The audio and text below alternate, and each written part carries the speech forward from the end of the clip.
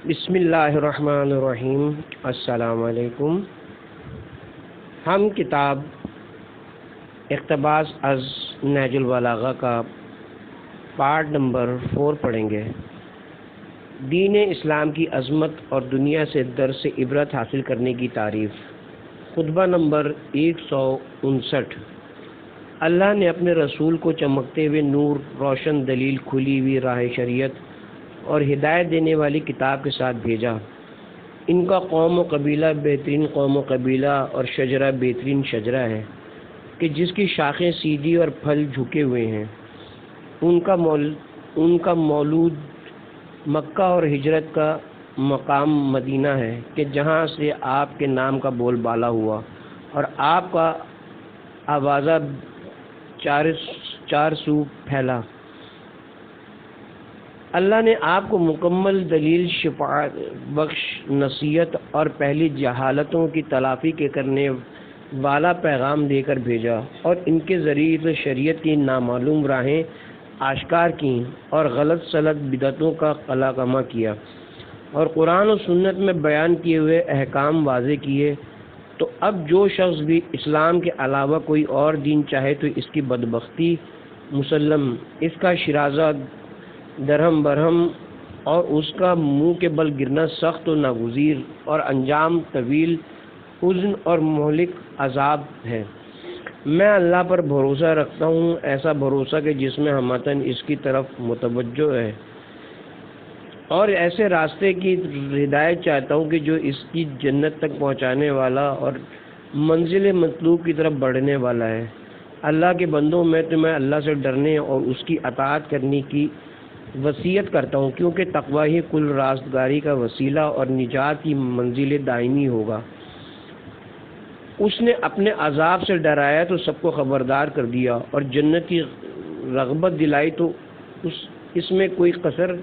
نہیں چھوڑی۔ دنیا اور اس کے فنا و زوال اور اس کے پلٹ جانے کو کھول کر بیان کیا۔ جو چیزیں اس دنیا سے تمہیں اچھی معلوم ہوتی ہیں ان سے پہلو بچائے رکھو، کیونکہ ان میں سے ساتھ جانے والی تو بہت تھوڑی ہیں۔ دنیا کی منزل اللہ کی ناراضگیوں سے قریب اور اس کی رضامندیوں سے دور ہے۔ اللہ کے بندوں، اس کی فکروں اور اس کے دھندوں سے آنکھیں بند کر لو، اس لیے کہ تمہیں یقین ہے کہ آخر یہ جدا ہو جانے والی ہے اور اس کے حالات پلٹا کھانے والے ہیں۔ اس دنیا سے اس طرح خوف کھاؤ جس طرح کوئی ڈرنے والا اور اپنے نفس کا خیر خواہ اور جان فشانی کے ساتھ کوشش کرنے والا ڈرتا ہے۔ تم نے اپنے سے پہلے لوگوں کے جو گرنے کی جگہیں دیکھی ہیں ان سے عبرت حاصل کرو کہ ان کے جوڑ بند الگ الگ ہو گئے، نہ ان کی آنکھیں رہیں اور نہ کان، ان کا شرف و وقار مٹ گیا، ان کی مسرتیں اور نعمتیں جاتی رہیں، اور بال بچوں کی قرب کے بجائے علیحدگی اور بیویوں سے ہم نشینی کے بجائے ان سے جدائی ہو گئی۔ اب نہ وہ فخر کرتے ہیں اور نہ ان کی اولاد ہوتی ہے، نہ ایک دوسرے سے ملتے ملاتے ہیں اور نہ آپس میں ایک دوسرے کے ہمسایہ بن کر رہتے ہیں۔ اے اللہ کے بندوں، ڈرو جس طرح اپنے نفس پر قابو پا لینے والا اور اپنی خواہشوں کو دبانے والا اور چشم بصیرت رکھنے والا ڈرتا ہے، کیونکہ ہر چیز واضح ہو چکی ہے، نشانات قائم ہیں، راستہ ہموار ہے اور راہ سیدھی ہے۔ حقوق و فرائض کی نگہداشت اور تمام معاملات میں اللہ سے خوف کھانے کی نصیحت۔ خطبہ نمبر 165۔ اللہ تعالیٰ نے ایسی ہدایت کرنے والی کتاب نازل فرمائی ہے کہ جس میں اچھائیوں اور برائیوں کو کھول کر بیان کیا ہے۔ تم بھلائی کا راستہ اختیار کرو تاکہ ہدایت پا سکو، اور برائی کی جانب سے رخ موڑ لو تاکہ سیدھی راہ پر چل سکو۔ فرائض کو پیش نظر رکھو اور انہیں اللہ کے لیے بجا لاؤ تاکہ یہ تمہیں جنت تک پہنچائیں۔ اللہ سبحانہ نے ان چیزوں کو حرام کیا ہے جو انجانی نہیں ہیں، اور ان چیزوں کو حلال کیا جن میں کوئی عیب و نقص نہیں پایا جاتا۔ اس نے مسلمانوں کی عزت و حرمت کو تمام حرمتوں پر فضیلت دی ہے، اور مسلمانوں کے حقوق کو ان کے موقع و محل پر اخلاص و توحید کے دامن سے باندھ دیا ہے۔ چنانچہ مسلمان وہی ہے کہ جس کی زبان اور ہاتھ سے مسلمان بچے رہیں۔ مگر یہ کہ کسی حق کی بنا پر ان پر ہاتھ ڈالا جائے، اور ان کو ایذا پہنچانا جائز نہیں، مگر جہاں واجب ہو جائے اس چیز کی طرف بڑھو جو ہماگیر ہے اور تم میں سے ہر ایک کے لیے مخصوص ہے، اور وہ موت ہے، چونکہ گزر جانے والے لوگ تمہارے سامنے ہیں اور موت کی گھڑی تمہیں پیچھے سے آگے کی طرف ہنکائے لیے جا رہی ہے۔ ہلکے پھلکے رہو تاکہ آگے بڑھ جانے والوں کو پا سکو۔ تمہارے اگلوں کو پچھلوں کا انتظار کرایا جا رہا ہے۔ اللہ سے، اس کے بندوں اور اس کے شہروں کے بارے میں ڈرتے رہو، اس لیے کہ تم سے ہر چیز کے متعلق سوال کیا جائے گا، یہاں تک زمینوں اور چوپاؤں کے متعلق بھی۔ اللہ کی اطاعت کرو، اس سے سرتابی نہ کرو۔ جب بھلائی کو دیکھو تو اسے حاصل کرو، اور جب برائی کو دیکھو تو اس سے منہ پھیر لو۔ بندوں، موضوعات اور قرآن کی عظمت اور ظلم کی اقسام، خطبہ نمبر 174۔ خداوند عالم کے ارشادات سے فائدہ اٹھاؤ اور اس کے موضوع سے نصیحت حاصل کرو، اور اس کی نصیحتوں کو مانو، کیونکہ اس نے واضح دلیلوں سے تمہارے لیے کسی عذر کی گنجائش نہیں رکھی، اور تم پر پوری طرح حجت کو تمام کر دیا ہے، اور اپنے پسندیدہ اور ناپسندیدہ اعمال تم سے بیان کر دیے ہیں تاکہ اچھے اعمال بجا لاؤ اور برے کاموں سے بچو۔ رسول صلی اللہ علیہ وسلم کا ارشاد ہے کہ جنت ناگواریوں میں گھری ہوئی اور دوزخ خواہشوں میں گھرا ہوا ہے۔ یاد رکھو کہ اللہ کی ہر اطاعت ناگوار صورت میں اور اس کی ہر معصیت عین خواہش بن کر سامنے آتی ہے۔ خدا اس شخص پر رحمت کرے جس نے خواہشوں سے دوری اختیار کی اور اپنے نفس کے حوث کو جڑ بنیاد سے اکھیڑ دیا، کیونکہ نفس خواہشوں میں لامحدود درجے تک بڑھنے والا ہے، اور وہ ہمیشہ خواہش و آرزوئے گناہ کی طرف مائل ہوتا ہے۔ اللہ کے بندوں، تمہیں معلوم ہونا چاہیے کہ مومن زندگی کے صبح و شام میں اپنے نفس سے بدگمان رہتا ہے اور اس پر کوتاہیوں کا الزام لگاتا ہے، اور اس سے عبادتوں میں اضافے کا خواہش مند رہتا ہے۔ تم ان لوگوں کی طرح بنو جو تم سے پہلے آگے بڑھ چکے ہیں اور تمہارے قبل اس راہ سے گزر چکے ہیں۔ انہوں نے دنیا سے یوں اپنا رخت سفر باندھا جس طرح مسافر اپنا ڈیرا اٹھا لیتا ہے، اور دنیا کو اس طرح طے کیا جس طرح سفر کی منزلوں کو یاد رکھو کہ یہ قرآن ایسی نصیحت کرنے والا ہے جو فریب نہیں دیتا، اور ایسا ہدایت کرنے والا ہے جو گمراہ نہیں کرتا، اور ایسا بیان کرنے والا ہے جو جھوٹ نہیں بولتا۔ جو بھی اس قرآن کا ہم نشیں ہوا وہ ہدایت کو بڑھا کر اور گمراہی اور ضلالت کو گھٹا کر اس سے الگ ہوا۔ جان لو کہ کسی کو قرآن کی تعلیمات کے بعد کسی اور لائے عمل کی احتیاج نہیں رہتی، اور نہ کوئی قرآن سے کچھ سیکھنے سے پہلے اس سے بے نیاز ہو سکتا ہے۔ اس سے اپنی بیماریوں کی شفا چاہو اور اپنی مصیبتوں پر اس سے مدد مانگو۔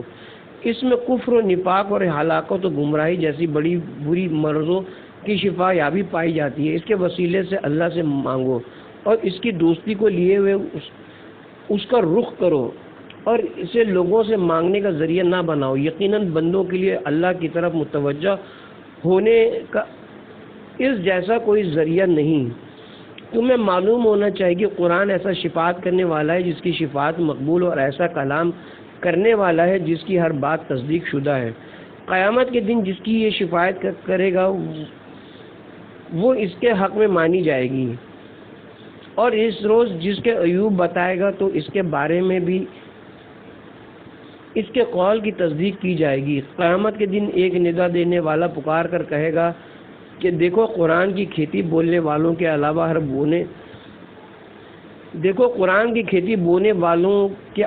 ہر بونے والا اپنی کھیتی اور اپنے اعمال کے نتیجے میں مبتلا ہے۔ لہٰذا تم قرآن کی کھیتی بونے والے اور اس کے پیروکار بنو، اور اپنے پروردگار تک پہنچنے کے لیے اسے دلیل راہ بناؤ، اور اپنے نفسوں کے لیے اس سے پند و نصیحت چاہو، اور اس کے مقابلے میں اپنی خواہشوں کو غلط اور فریب خوردہ سمجھو۔ عمل کرو اور عاقبت و انجام کو دیکھو، استوار و برقرار رہو، پھر یہ کہ صبر کرو، تقوی و پرہیزگاری اختیار کرو۔ تمہارے لیے ایک منزل منتہا ہے، اپنے کو وہاں تک پہنچاؤ۔ اور تمہارے لیے ایک نشان ہے، اسے ہدایت حاصل کرو۔ اسلام کی ایک حد ہے، تم اس حد و انتہا تک پہنچو۔ اللہ نے جن حقوق کی ادائیگی کو تم پر فرض کیا ہے اور جن فرائض کو تم سے بیان کیا ہے، انہیں ادا کر کے اسے عہدہ برا ہو جاؤ۔ میں تمہارے اعمال کا گواہ اور قیامت کے دن تمہاری طرف سے حجت پیش کرنے والا ہوں۔ دیکھو، جو کچھ ہونا تھا وہ ہو چکا، اور جو فیصلہ خدا بندی تھا وہ سامنے آ گیا۔ میں الہی وعدہ برہان کی روح سے کلام کرتا ہوں۔ اللہ تعالیٰ کا ارشاد ہے کہ بے شک وہ لوگ جنہوں نے یہ کہا کہ ہمارا پروردگار اللہ ہے، اور پھر وہ اس عقیدے پر جمے رہے، ان پر فرشتے اترتے ہیں اور یہ کہتے ہیں کہ تم خوف نہ کھاؤ اور غمگین نہ ہو، تمہیں اس جنت کی بشارت ہو جس کا تم سے وعدہ کیا گیا ہے۔ اب تمہارا قول تو یہ ہے کہ ہمارا پروردگار اللہ ہے، تو اب اس کی کتاب اور اس کی شریعت کی راہ اور اس کی عبادت کے نیک طریقے پر جمے رہو، اور پھر اس سے نکل نہ بھاگو، اور نہ اس میں بدعتیں پیدا کرو، اور نہ اس کے خلاف چلو، اس لیے کہ اس راہ سے نکل کر بھاگنے والے قیامت کے دن اللہ کی رحمت سے جدا ہونے والے ہیں۔ پھر یہ کہ تم اپنے اخلاق و اعتبار کو پلٹنے اور انہیں عدلنے بدلنے سے پرہیز کرو۔ دو رخی اور متلون مزاجی سے بچتے رہو اور ایک زبان رکھو۔ انسان کو چاہیے کہ وہ اپنی زبان کو قابو میں رکھے، اس لیے کہ یہ اپنے مالک سے منہ زوری کرنے والی ہے۔ خدا کی قسم، میں نے کسی پرہیزگار کو نہیں دیکھا کہ تقوی اس کے لیے مفید ثابت ہوا ہو جب تک کہ اس نے اپنی زبان کی حفاظت نہ کی ہو۔ بے شک مومن کی زبان اس کے دل کے پیچھے ہے اور منافق کا دل اس کی زبان کے پیچھے ہے، کیونکہ مومن جب کوئی بات کہنا چاہتا ہے تو پہلے اسے دل میں سوچ لیتا ہے، اگر وہ اچھی بات ہوتی ہے تو اسے ظاہر کرتا ہے، اور اگر بری ہوتی ہے تو اسے پوشیدہ ہی رہنے دیتا ہے، اور منافق کی زبان پر جو آتا ہے کہہ گزرتا ہے، اسے یہ کچھ خبر نہیں ہوتی کہ کون سی اس کے حق میں مفید ہے اور کون سی بات مضر ہے۔ رسول صلی اللہ علیہ وسلم نے فرمایا کہ کسی بندے کا ایمان اس وقت تک مستحکم نہیں ہوتا جب تک اس کا دل مستحکم نہ ہو، اور دل اس وقت تک مستحکم نہیں ہوتا جب تک زبان مستحکم نہ ہو۔ لہذا تم میں سے جس سے یہ بند پڑے کہ وہ اللہ کے حضور میں اس طرح پہنچے کہ اس کا ہاتھ مسلمانوں کے خون اور ان کے مال سے پاک و صاف اور اس کی زبان ان کی آبروریزی سے محفوظ رہے، تو اسے ایسا ہی کرنا چاہیے۔ خدا کے بندو، یاد رکھو کہ مومن اس سال بھی اسی چیز کو حلال سمجھتا ہے جسے پارسا حلال سمجھ چکا ہے، اور اس سال بھی اس چیز کو حرام کہتا ہے جسے گزشتہ سال حرام کہہ چکا ہے۔ اور یاد رکھو کہ لوگوں کی پیدا کی ہوئی بدعتیں ان چیزوں کو جو خدا کی طرف سے حرام ہے حلال نہیں کر سکتی، بلکہ حلال وہ ہے جسے اللہ نے حلال کیا ہے، اور حرام وہ ہے جسے اللہ نے حرام کیا ہے۔ تم تمام چیزوں کو تجربہ و آزمائی سے پرکھ چکے ہو، اور پہلے لوگوں سے تمہیں پند و نصیحت بھی کی جا چکی ہے، اور حق و باطل کی مثالیں بھی تمہارے سامنے پیش کی جا چکی ہیں، اور واضح حقیقتوں کی طرف تمہیں دعوت دی جا چکی ہے۔ اب اس آواز کے سننے سے قاصر وہی ہو سکتا ہے جو واقعی بہرا ہو، اور اس کے دیکھنے سے معذور وہی سمجھا جا سکتا ہے جو اندھا ہو، اور جسے اللہ کی آزمائشوں اور تجربوں سے فائدہ نہ پہنچے وہ کسی پند و نصیحت سے فائدہ نہیں اٹھا سکتا ہے۔ اسے ضیاءکاریاں درپیش ہوں گی،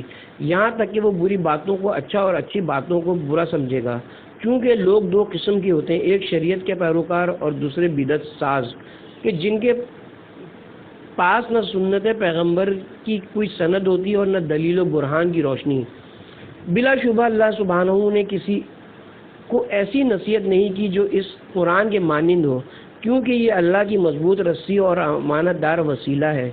اسی میں دل کی بہار اور علم کے سرچشمے اور اسی سے آئینہ قلب پر جلا ہوتی ہے۔ باوجود یہ کہ یاد رکھنے والے گزر گئے اور بھول جانے والے یا بھلاوے میں ڈالنے والے باقی رہ گئے ہیں۔ اب تمہارا کام یہ ہے کہ بھلائی کو دیکھو تو اس سے تقویت پہنچاؤ، اور برائی کو دیکھو تو اس سے دامن بچا کر چل دو۔ اس لیے کہ رسول صلی اللہ علیہ وسلم فرمایا کرتے تھے کہ اے فرزند آدم، اچھے کام کر اور برائیوں کو چھوڑ دے، اگر تو نے ایسا کیا تو نیک چلن اور راست رو ہے۔ دیکھو، ظالم تین طرح کا ہوتا ہے، ایک ظلم وہ جو نہیں جائے گا، اور دوسرا ظلم وہ جس کا مواخذہ چھوڑا نہیں جائے گا، تیسرا وہ جو بخش دیا جائے گا اور اس کی باز پرس نہیں ہوگی، لیکن وہ ظلم جو بخشا نہیں جائے گا وہ اللہ کے ساتھ کسی کو شریک ٹھہرانا ہے،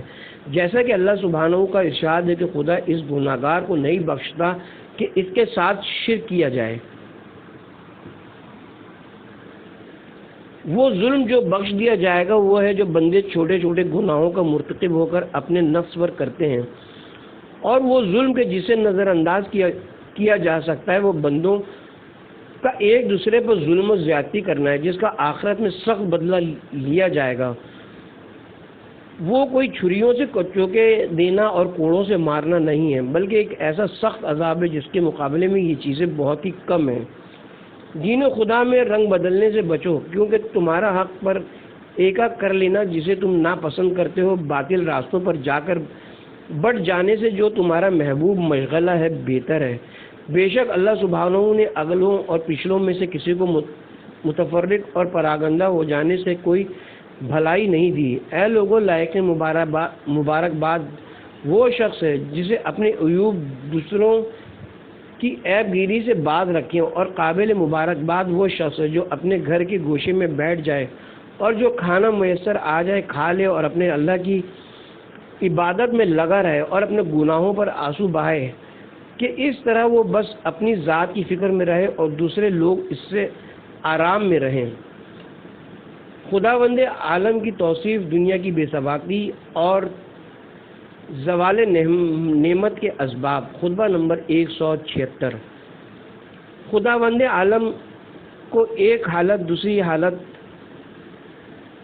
سد راہ نہیں ہوتی، نہ زمانہ اس میں تبدیلی پیدا کرتا ہے، نہ کوئی جگہ اسے گھیرتی ہے، اور نہ زبان اس کا وصف کر سکتی ہے۔ اس سے پانی کے قطروں اور آسمان کے ستاروں اور ہوا کے جھکڑوں کا شمار، چکنے پتھر پر چیونٹی کے چلنے کی آواز اور اندھیری رات میں چھوٹی چیونٹیوں کے قیام کرنے کی جگہ کوئی چیز پوشیدہ نہیں ہے۔ وہ پتوں کے گرنے کی آواز، گرنے کی جگہوں اور آنکھ کے چوری چھپے اشاروں کو جانتا ہے۔ میں گواہی دیتا ہوں کہ اللہ کے علاوہ کوئی معبود نہیں، نہ اس کا کوئی ہمسر ہے، نہ اس کی ہستی میں کوئی شبہ، نہ اس کے دین سے سرتابی ہو سکتی ہے اور نہ اس کی آفرینش سے انکار۔ اس شخص کی گواہی جس کی نیت سچی، باطن پاکیزہ، یقین شبہوں سے پاک اور اس کے نیک اعمال کا پلہ بھاری ہو، اور گواہی دیتا ہوں کہ محمد صلی اللہ علیہ وسلم اس کے عبد اور رسول ہیں، اور مخلوقات میں منتخب بیان شریعت کے لیے برگزیدہ گراں بہا بزرگیوں سے مخصوص اور عمدہ پیغاموں کے پہنچانے کے لیے منتخب ہیں۔ آپ کے ذریعے سے ہدایت کے نشانات روشن کیے گئے اور گمراہی کی تیرگیوں کو چھانٹا گیا۔ اے لوگوں، جو شخص دنیا کی آرزوئیں کرتا ہے اور اس کی جانب کھنچتا ہے وہ اسے انجام کار فریب دیتی ہے، اور جو اس کا خواہش مند ہوتا ہے اس سے بخل نہیں کرتی، اور جو اس پر چھا جاتا ہے وہ اس پر قابو پا لے گی۔ خدا کی قسم، جن لوگوں کے پاس زندگی کی تر و تازہ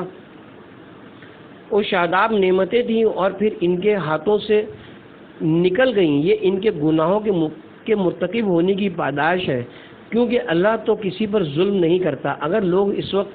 کہ جب ان پر مصیبتیں ٹوٹ رہی ہوں اور نعمتیں ان سے زائل ہو رہی ہوں، صدقی نیت اور رجوع کے قلب سے اپنے اللہ کی طرف متوجہ ہوں، تو وہ برگزشتہ ہو جانے والی نعمتوں کو پھر ان کی طرف پلٹا دے گا اور ہر خرابی کی اصلاح کر دے گا۔ مجھے تم سے یہ اندیشہ ہے کہ کہیں تم جہالت و نادانی میں نہ پڑ جاؤ۔ کچھ واقعات ایسے ہو گزرے ہیں کہ جن میں تم نے نامناسب جزیات سے کام لیا، میرے نزدیک تم ان میں سراہنے کے قابل نہیں ہو۔ اگر تمہیں پہلی روش پر پھر لگا دیا جائے تو تم یقیناً نیک بخت و سعادت مند بن جاؤ گے۔ میرا کام تو صرف کوشش کرنا ہے۔ اگر میں کچھ کہنا چاہوں تو البتہ یہی کہوں گا کہ خدا تمہاری گزشتہ لغزشوں سے درگزر کرے۔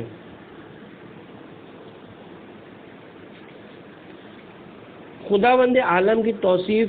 قرآن کی عظمت و اہمیت اور عذاب آخرت سے تخویف۔ خطبہ نمبر 181۔ تمام حمد اس اللہ کے لیے ہے کہ جو بن دیکھے پہچانا ہوا اور بے رنج و تاب اٹھائے ہر چیز کا پیدا کرنے والا ہے۔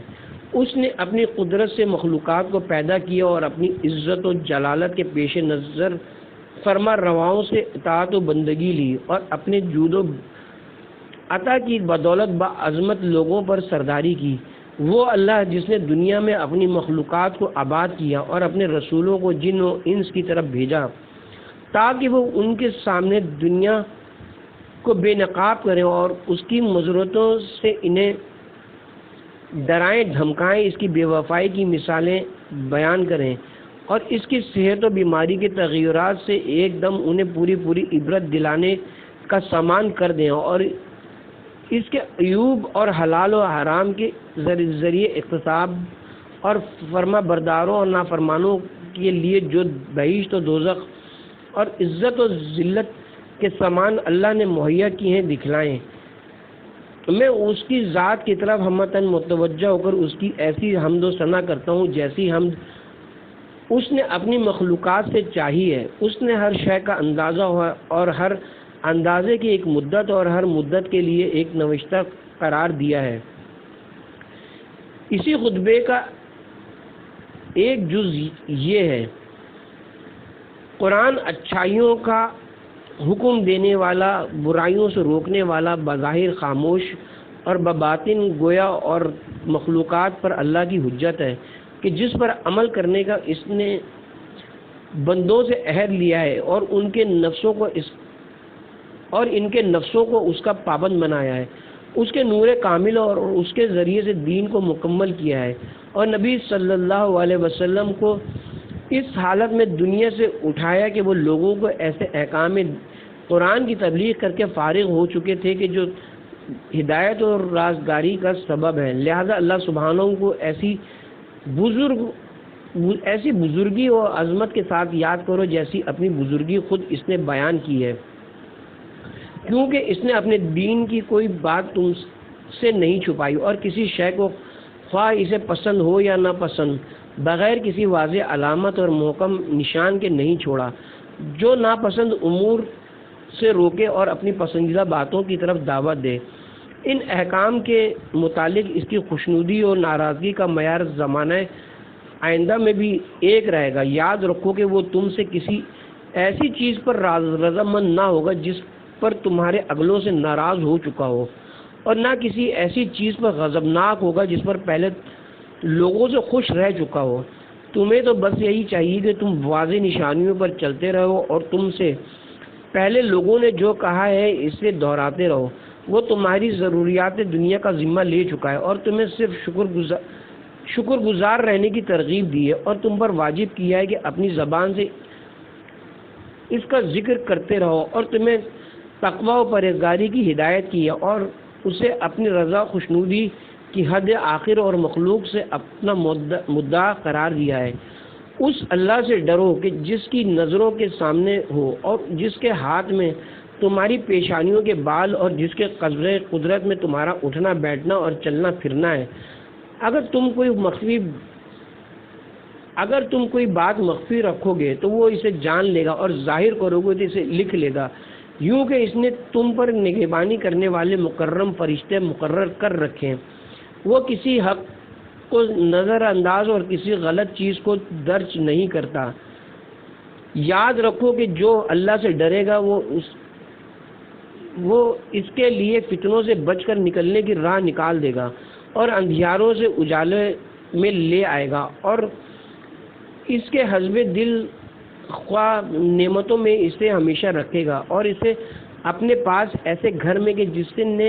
جسے اس نے اپنے لیے منتخب کیا ہے عزت و بزرگی کی منزل میں لا اتارے گا۔ اس گھر کا سایہ عرش، اس کی روشنی جمال قدرت کی چھوٹ، اس میں ملاقاتی ملائکہ اور رفیق و ہمنشین انبیاء اور مرسلین ہیں۔ اپنی جائے بازگشت کی طرف بڑھو اور زیادہ عمل فراہم کرنے میں موت پر سبقت کرو، اس لیے کہ وہ وقت قریب ہے کہ لوگوں کی امیدیں ٹوٹ جائیں، موت ان پر چھا جائے اور توبہ کا دروازہ ان کے لیے بند ہو جائے۔ ابھی تو تم اس دور میں ہو کہ جس کی طرف پلٹنے کی تم سے قبل گزر جانے والے لوگ تمنا کرتے ہیں۔ تم اس دار دنیا میں جو تمہارے رہنے کا گھر نہیں ہے، مسافر راہ نورد ہو، اس سے تمہیں کوچ کرنے کی خبر دی جا چکی ہے اور اس میں رہتے ہوئے تمہیں ذات کے مہیا کرنے کا حکم دیا گیا ہے۔ یاد رکھو کہ اس نرم و نازک کھال میں آتش جہنم کے برداشت کرنے کی طاقت نہیں، تو پھر اپنی جانوں پر رحم کھاؤ، کیونکہ تم نے ان کو دنیا کی مصیبتوں میں آزما کر دیکھ لیا ہے۔ کیا تم نے اپنے میں سے کسی ایک کو دیکھا ہے کہ وہ جسم میں کانٹا لگنے سے یا ایسی ٹھوکر کھانے سے کہ جو اسے لہو لہان کر دے، ایسی گرم ریت کی تپش سے کہ جو اسے جلا دے، کس طرح بے چین ہو کر چیختا ہے؟ ذرا سوچو تو کہ اس وقت کیا حالت ہوگی جب وہ جہنم کے دو آتشی تودوں کے درمیان دیکھتے ہوئے پتھروں کا پہلو نشین اور شیطان کا ساتھی ہوگا۔ کیا تمہیں خبر ہے کہ جب مالک پاسبان جہنم آگ پر غضبناک ہوگا تو وہ اس کے غصے سے بھڑک کر آپس میں ٹکرانے لگے گی اور اس کے اجزاء ایک دوسرے کو توڑنے پھوڑنے لگیں گے، اور جب اسے جھڑکے گا تو اس کی جھڑکیوں سے تل ملا کر دوزخ کے دروازوں میں اچھلنے لگے گی۔ اے پہرے کون سال کے جس پر بڑھاپا چھایا ہوا ہے، اس وقت تیری کیا حالت ہوگی جب آتشین توق کے گردن کی ہڈیوں میں پیوست ہو جائیں گے اور ہاتھوں میں ہتھکڑیاں گڑ جائیں گی، یہاں تک کہ وہ کلائیوں کا گوشت کھا لیں گی۔ اے خدا کے بندو، اب جب کہ تم بیماریوں میں مبتلا ہونے اور تنگی وضق میں پڑنے سے پہلے صحت و فراغی کے عالم میں صحیح و سالم ہو، اللہ کا خوف کھا لو اور اپنی گردنوں کو قبل اس کے کہ وہ اس طرح گردی ہو جائے کہ انہیں چھڑایا نہ جا سکے، چھڑانے کی کوشش کرو۔ اپنی آنکھوں کو بیدار اور شکموں کو لاغر بناؤ، میدان صحیح میں اپنے قدموں کو کام میں لاؤ اور اپنے مال کو اس کی راہ میں خرچ کرو۔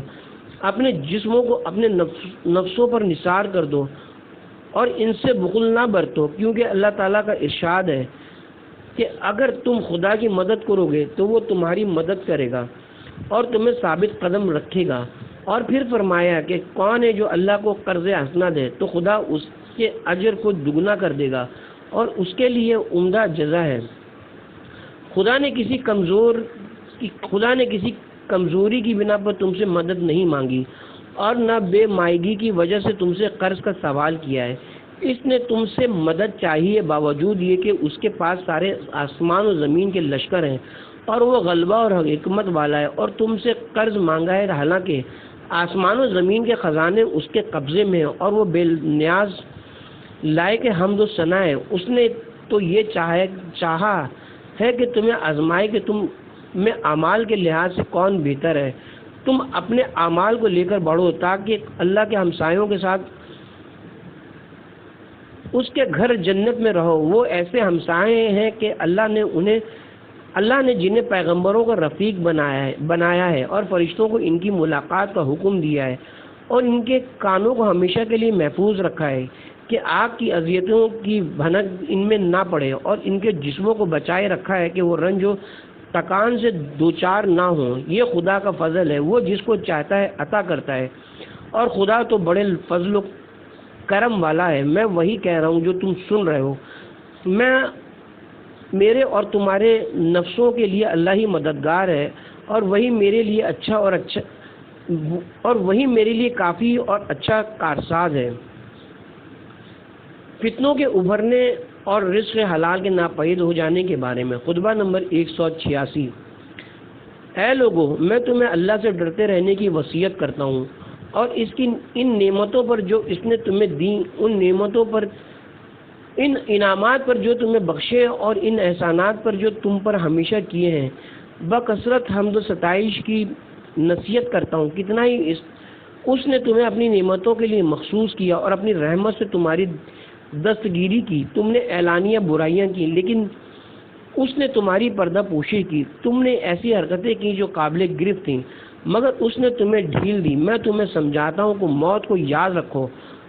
اور اس سے اپنی غفلت کو کم کرو، اور آخر کیوں کر تم اس سے غفلت میں پڑے ہوئے ہو جو تم سے غافل نہیں، اور کیوں کر اس فرشتہ موت سے کوئی آس لگاتے ہو جو تمہیں ذرا مہلت نہ دے گا۔ تمہیں پند و عبرت دینے کے لیے وہی مرنے والے کافی ہیں کہ جنہیں تم دیکھتے رہے ہو۔ انہیں کاندھوں پر لاد کر قبروں کی طرف لے جایا گیا، حالانکہ وہ خود سوار نہیں ہو سکتے، اور انہیں قبروں میں اتار دیا گیا جبکہ وہ خود اترنے پر قادر نہ تھے۔ یوں مٹا گئے کہ گویا یہ کبھی دنیا میں بسے ہوئے تھے ہی نہیں، اور گویا یہی آخرت کا گھر ان کا ہمیشہ سے گھر تھا۔ جسے وطن بنایا تھا وہ اسے سنسان چھوڑ گئے، اور جس سے وحشت کھایا کرتے تھے وہاں اب جا کر سکونت اختیار کرنا پڑی۔ ہمیشہ اس کا انتظام کیا جسے چھوڑنا تھا، اور وہاں کی کوئی فکر نہ کی جہاں جانا تھا۔ اب نہ تو برائیوں سے توبہ کر کے پلٹنا ان کے بس میں ہے، اور نہ نیکیوں کو بڑھانا ان کے اختیار میں ہے۔ انہوں نے دنیا سے دل لگایا تو اس نے انہیں فریب دیا، اور اس پر بھروسہ کیا تو اس نے انہیں پچھاڑ دیا۔ خدا تم پر رحم کرے، ان گھروں کی طرف توجہ میں جلدی کرو جن کے آباد کرنے کا تمہیں حکم دیا گیا ہے، اور جن کا تمہیں شوق دلایا گیا ہے، اور جن کی جانب تمہیں بلایا گیا ہے۔ اس کی اطاعت پر صبر اور گناہوں سے کنارہ کشی کر کے اس کی نعمتوں کو جو تم پر ہے پائے تکمیل تک پہنچاؤ، کیونکہ آنے والا کل آج کے دن سے قریب ہے۔ دن کے اندر گھڑیاں کتنی تیز قدم اور مہینوں کے اندر دن کتنے تیز رو، اور سالوں کے اندر مہینے کتنے تیز گام، اور عمر کے اندر سال کتنے تیز رفتار ہیں۔ ابلیس کی مذمت، خطبہ نمبر 190۔ اس خطبے کا نام خطبہ قاسیہ ہے، جس میں ابلیس کی مذمت ہے، اس کے تکبر و غرور اور آدم علیہ السلام کے آگے سربہ سجود نہ ہونے پر، اور یہ کہ وہ پہلی فرد ہے جس نے عصبیت کا مظاہرہ کی اور غرور و نخوت کی راہ اختیار کی، اور لوگوں کو اس کے طور طریقوں پر چلنے سے تنبیہ کی گئی ہے۔ ہر تعریف اس اللہ کے لیے جو عظمت و کبریائی کی رضا اوڑے ہوئے ہے، اور جس نے ان دونوں صفتوں کی بلا شرکت غیر اپنی ذات کے لیے مخصوص کیا ہے، اور دوسروں کے لیے ممنوع و ناجائز قرار دیتے ہوئے صرف اپنے لیے انہیں منتخب کیا، اور اس کے بندوں میں سے جو ان صفتوں میں اس سے ٹکر لے اس پر لعنت کی ہے، اور اسی کی روح سے اس نے اپنے مقرب فرشتوں کا امتحان لیا تاکہ ان میں سے فروتنی کرنے والوں کو گھمنڈ کرنے والوں سے چھانٹ کر الگ کر دے۔ چنانچہ اللہ سبحانہ نے باوجود یہ کہ وہ دل کے بھیدوں اور پردہ غیب میں چھپی ہوئی چیزوں سے آگاہ ہے، فرمایا کہ میں مٹی سے ایک بشر بنانے والا ہوں۔ جب میں اس کو تیار کر لوں اور اپنی خاص روح پھونک دوں تو تم اس کے سامنے سجدے میں گر پڑنا۔ سب کے سب فرشتوں نے سجدہ کیا مگر ابلیس اسے سجدہ کرنے میں آر آئی اور اپنے مادہ تخلیق کی بنا پر آدم کے مقابلے میں گھمنڈ کیا اور اپنی اصل کے لحاظ سے ان کے سامنے اکڑ گیا۔ چنانچہ یہ دشمن خدا عصبیت برتنے والوں کا سرغنہ اور سرکشوں کا پیشرو ہے، جس نے تعصب کی بنیاد رکھی، اللہ سے اس کے لوائی عظمت و کبریائی کو چھیننے کا تصور کیا، تکبر و سرکشی کا جامہ پہن لیا اور عجز و فروتنی کا نقاب اتار ڈالا۔ پھر تم دیکھتے نہیں کہ اللہ نے اسے بڑے بننے کی وجہ سے کس طرح چھوٹا بنایا اور بلندی کے زوم کی وجہ سے کس طرح پستی دی، دنیا میں اسے راندہ درگاہ بنایا اور آخرت میں اس کے لیے بھڑکتی ہوئی آگ مہیا کی۔ اور اگر اللہ چاہتا تو آدم کو ایک ایسے نور سے پیدا کرتا کہ جس کی روشنی آنکھوں کو چندھیا دے اور اس کی خوشنمائی عقلوں پر چھا جائے، اور ایسی خوشبو کے جس کی مہک سانسوں کو جکڑ لے، اور اگر ایسا کرتا تو ان کے آگے گردنیں خم ہو جاتی اور فرشتوں کو ان کے بارے میں آزمائش ہلکی ہو جاتی۔ لیکن اللہ سبحانہ اپنی مخلوقات کو ایسی چیزوں سے آزماتا ہے کہ جن کی اصل و حقیقت وہ ناواقف ہوتے ہیں، تاکہ اس کی آزمائش کے ذریعے اچھے اور برے افراد میں امتیاز کر دے، ان سے نخوت و برتری کو الگ اور غرور خود پسندی کو دور کر دے۔ تمہیں چاہیے کہ اللہ نے شیطان کے ساتھ جو کیا اس سے عبرت حاصل کرو کہ اس کی طویل عبادتوں اور بھرپور کوششوں پر اس کے لیے ایک گھڑی کے گھمنڈ نے پانی پھیر دیا، حالانکہ اس نے 6000 برس تک جو پتہ نہیں دنیا کے سال تھے یا آخرت کے اس کی عبادت کی تھی۔ تو اب ابلیس کے بعد کون رہ جاتا ہے جو اس جیسی معصیت کر کے اللہ کے عذاب سے محفوظ رہ سکتا ہو؟ ہرگز نہیں، یہ نہیں ہو سکتا کہ اللہ نے جس چیز کی وجہ سے ایک ملک کو جنت سے نکال کر باہر کیا ہو اسی پر کسی بشر کو جنت میں جگہ دے۔ اس کا حکم تو اہل آسمان اور اہل زمین میں یکساں ہے۔ اللہ اور مخلوقات میں سے کسی فرد خاص کے درمیان دوستی نہیں کہ اس کو ایسے امر ممنوع کی اجازت ہو کہ جسے تمام جہان والوں کے لیے حرام کیا ہو۔ خدا کے بندو، اللہ کے دشمن سے ڈرو کہ کہیں وہ تمہیں اپنا روگ نہ لگا دے، اپنی پکار سے تمہیں بہکا نہ دے اور اپنے سواروں پیادے لے کر تم پر چڑھ نہ دوڑے، اس لیے کہ میری جان کی قسم اس نے